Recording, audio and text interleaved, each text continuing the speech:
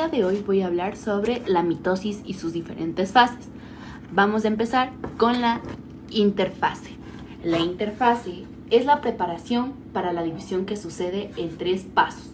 Vamos a empezar con la fase G1. La célula crece físicamente, copia los organelos y hace componentes moleculares que necesitará en etapas posteriores. Igualmente, la fase S, la célula sintetiza una copia completa del ADN en su núcleo. También duplica una estructura de organización de los microtúbulos llamados centrosomas. Estos centrosomas ayudan a separar el ADN durante la fase M. La fase G2. La célula crece más, hace proteínas, organelos y comienza a organizar su contenido en preparación para la mitosis. Esta fase termina cuando la mitosis comienza. La fase M implica 2 procesos distintos relacionados con la división, la mitosis y la citocinesis.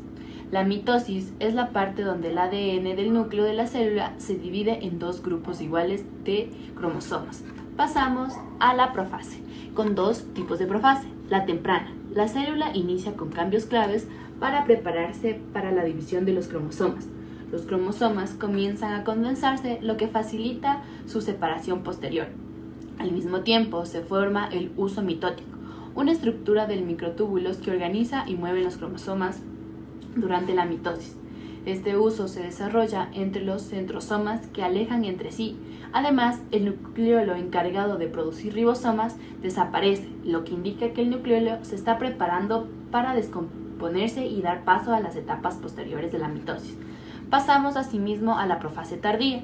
En la profase tardía o prometafase, los cromosomas se condensan completamente y la envoltura nuclear se descompone, liberándolos. El uso mitótico se expande y algunos microtúbulos capturan los cromosomas, preparándoles para su organización y movimiento en las etapas siguientes.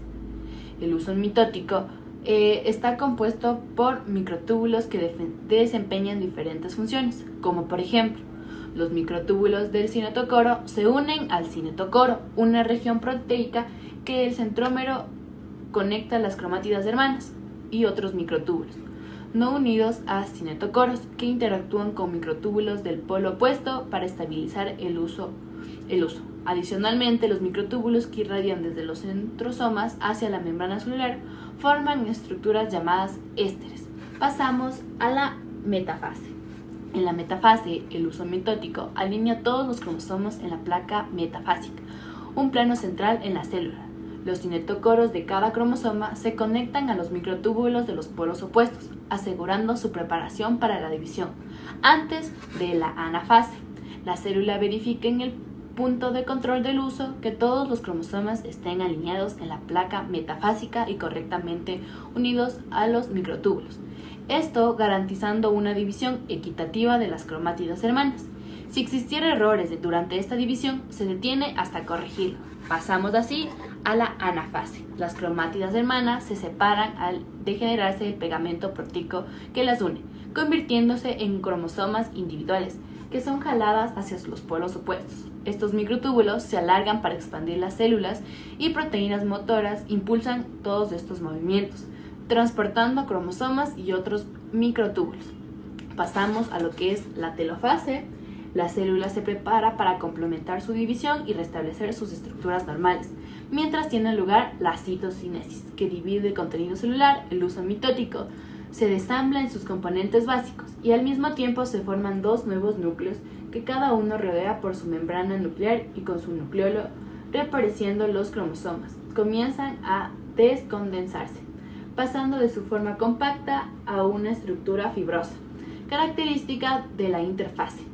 Este proceso asegura que cada uno de la célula hija recupere la organización necesaria para las funciones de la citocinesis. En la citocinesis divide el citoplasma para formar 2 células nuevas. Se superpone con las etapas finales de la mitosis, comenzando en la anafase o telafase y finalizando después de estas últimas. En la célula animal ocurre mediante un surco de división formada por filamentos de actina que pellizcan la célula en 2. A diferencia de las células vegetales, una placa celular se forma en el centro dividiendo la célula con una nueva pared. Al finalizar se obtienen 2 células hijas con cromosomas idénticas listas para iniciar sus propios ciclos celulares, dando como tal las fases de la mitosis.